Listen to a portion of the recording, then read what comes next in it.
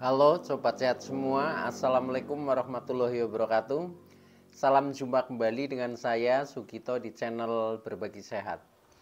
Channel edukasi dan motivasi seputar asam lambung, GERD, anxiety psikosomatis berdasarkan pengalaman saya sebagai orang yang pernah menderita asam lambung, GERD, anxiety psikosomatis dalam waktu yang cukup lama. Dan alhamdulillah sekarang sudah sembuh. Harapan saya khususnya kepada teman-teman yang masih dalam penderitaan asam lambung, GERD, anxiety psikosomatis setelah menonton video ini akan dapat tersugesti dan termotivasi untuk dapat cepat sembuh. Saya bisa sembuh, insya Allah teman-teman pasti juga bisa sembuh. Badai pasti berlalu. Baiklah teman-teman, pada kesempatan kali ini saya akan berbagi seputar asam lambung, GERD, anxiety psikosomatis dengan topik hilangkan trauma agar cepat terbebas dari asam lambung, GERD, anxiety psikosomatis. Baiklah teman-teman, sebelum saya lanjutkan ya, tolong yang belum subscribe channel ini klik subscribe dan loncengnya supaya teman-teman tidak ketinggalan konten video-video berikutnya. Dan jika suka, klik like, selalu bagikan ke sosial media teman-teman. Semoga bermanfaat buat kita semua. Baiklah kita lanjutkan, jadi topik kita kali ini adalah hilangkan trauma agar cepat terbebas dari asam lambung, GERD, anxiety psikosomatis. Teman-teman semua, penderitaan asam lambung, GERD, anxiety psikosomatis yang disebabkan oleh multifaktor ya. Nah, salah satunya adalah dari faktor trauma ya. Trauma. Nah, biasanya orang yang terkena trauma ya, ini juga ada sebabnya ya. Sebabnya karena mengalami kejadian yang menakutkan ya. Nah, pada penderita asam lambung, GERD, anxiety psikosomatis seperti yang pernah saya alami ya, mulai saat terjadi kejadian yang menakutkan itu memang setelah kita terkena GERD ya, kemudian muncul beberapa sensasi yang sangat banyak rasanya ya, dan juga sangat dahsyat aroh ini ya, apa rasanya bermacam-macam lah ya, nano-nano. Nah, ini membuat kita menjadi semakin takut, menjadi semakin bingung ya. Nah, di saat sensasi sudah menghilang, itu pun rasa trauma itu masih membekas ya.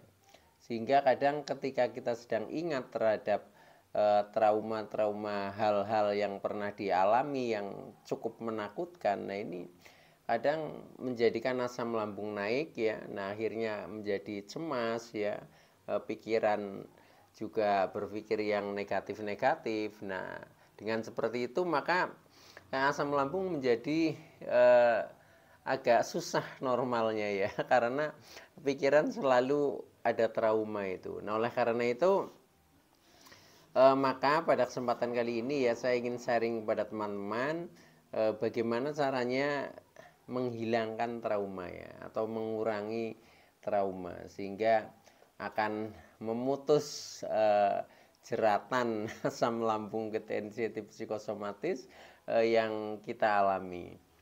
Nah, salah satunya adalah ya bagaimana kita untuk menghilangkan trauma. Ini ada beberapa tips ya, seperti yang pernah saya praktekkan ya.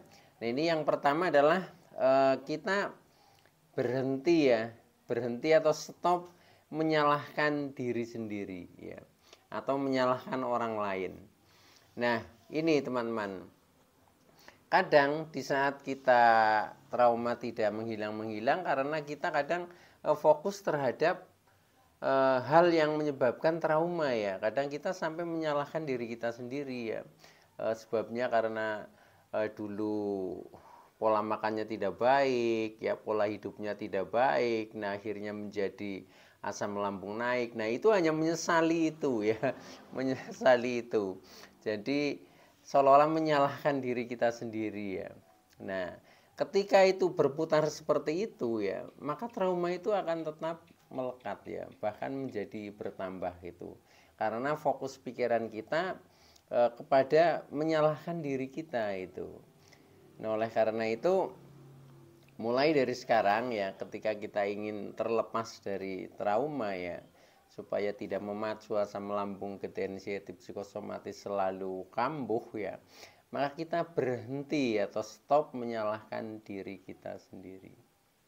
Itu, tapi kita lihat ke depan ya, jangan kita melihat hal-hal yang sudah terjadi di belakang kita ya. Kita lebih baik menata program-program yang akan datang ya, itu.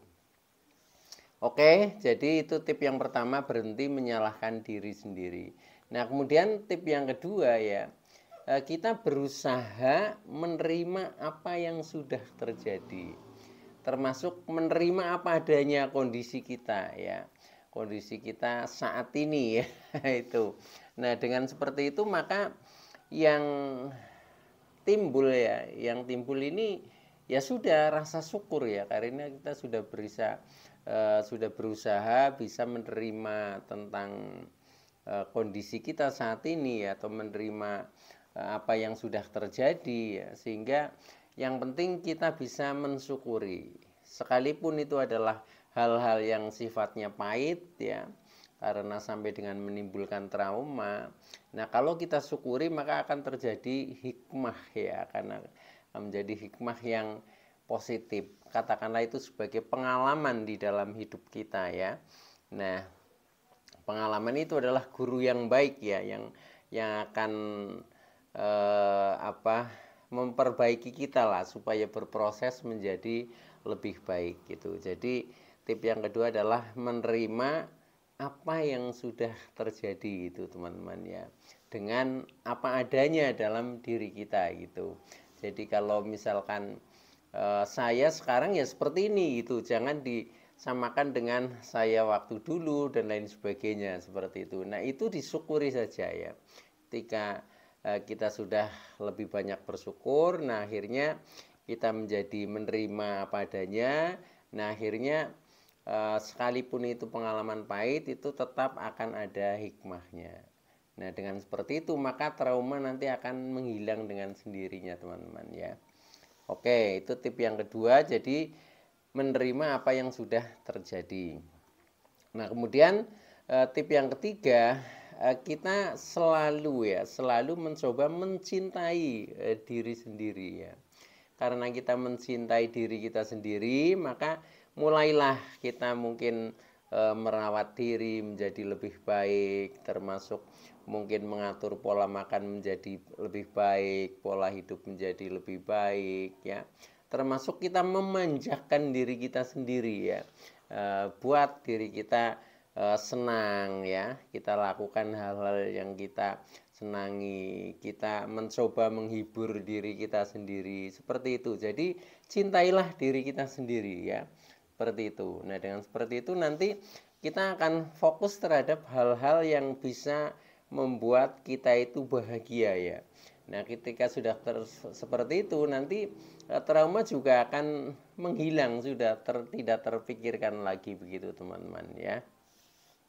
Oke, itu tip yang ketiga. Kemudian tip yang keempat adalah alihkan ya pada hal penting. Pada hal penting ini biasanya yang berhubungan dengan profesi kita ya, hubungan dengan kegiatan-kegiatan yang produktif mungkin ya. Kalau yang masih bersekolah ya dengan tugas-tugas sekolah ya, dengan tugas-tugas kuliah, itu seperti itu. Nah, dengan kita fokus kepada hal penting tadi ya, maka ini juga akan mengurangi trauma. Jadi seolah-olah trauma ini tidak ada tempat untuk muncul ya, karena kita selalu disibukkan dengan kegiatan-kegiatan penting kita. Nah, kegiatan penting ini ya, kalau pekerjaan tentunya sesuai dengan profesi kita masing-masing. Nah itu kita lakukan sebaik mungkin saja, sehingga ini juga akan mengalahkan trauma ya, karena trauma itu biasanya muncul di saat kita waktunya kosong ya, waktunya kosong, pikiran bengong, melamun. Nah, disitulah ya kadang kita flashback ke belakang, ingat masa lalu terutama yang menakutkan. Nah, akhirnya trauma muncul kembali. Nah, kalau trauma muncul kembali, ya itu rasa-rasanya menjadi mulai ya perut yang kembung, yang mungkin mulai keliengan, pusing-pusing, dada mulai berdebar dan lain sebagainya, sampai dengan rasa lemes dan sebagainya, itu karena dari trauma itu menimbulkan kecemasan dan psikosomatik kita, teman-teman. Maka dari itu kita fokus saja kepada hal-hal penting ya, hal-hal penting sesuai dengan profesi kita itu, atau sesuai dengan kegiatan-kegiatan yang menurut kita dianggap penting lah, itu sesuai dengan diri kita masing-masing gitu, teman-teman. Nah, baiklah, untuk tip yang selanjutnya ya, tip kelima ya. Tip kelima adalah kurangi stres ya. Bagaimana cara mengurangi stres itu, lakukan relaksasi ya. Relaksasi, contohnya kalau saya itu yang sering saya lakukan itu sering mendengarkan musik ya. Karena mendengarkan musik itu bisa dilakukan kapan saja dan di mana saja ya.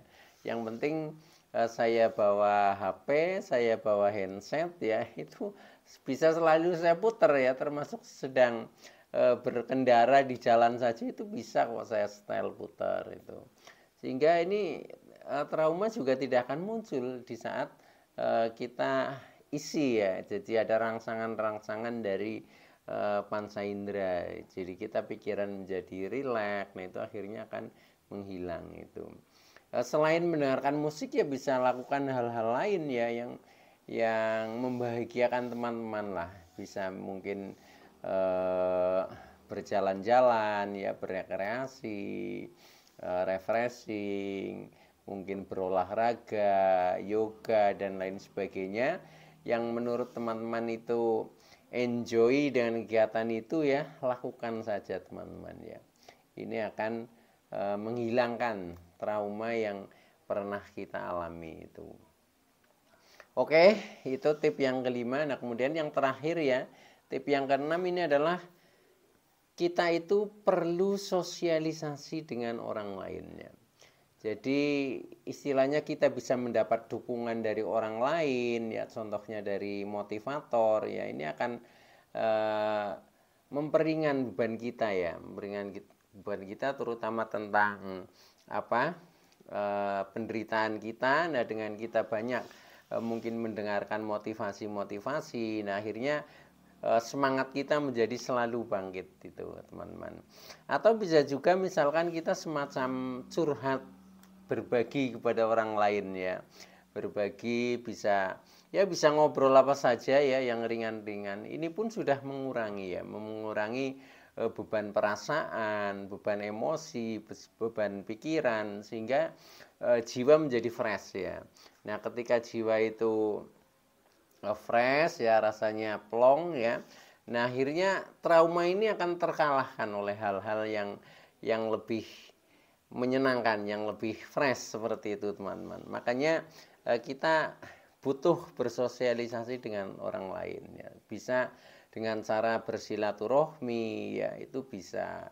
Atau apalagi sekarang dengan adanya multimedia ya, ini kita bisa bersilaturahmi kemana saja ya, misalkan melalui telepon, melalui mungkin YouTube ya, melalui Facebook dan lain sebagainya. Ini bisa kita manfaatkan ya. Yang penting kita bisa saling curhat ya, saling bisa memotivasi diri kita. Nah, akhirnya kita menjadi lebih bersemangat. Nah, dengan seperti itu maka trauma itu akan terdesak ya, akhirnya akan menghilang. Ketika trauma itu menghilang, maka pikiran menjadi lebih tenang ya, emosi lebih stabil ya, akhirnya perasaan juga makin bahagia. Nah, akhirnya asam lambung ini akan stabil. Ketika asam lambung stabil ya, normal artinya, maka tidak akan terjadi GERD ya, juga tidak akan muncul adanya sensasi, yang sensasi itu sering memicu munculnya anxiety dan psikosomatik. Maka dengan hilangnya sensasi, nah ini juga anxiety dan psikosomatik otomatis ini juga akan menghilang.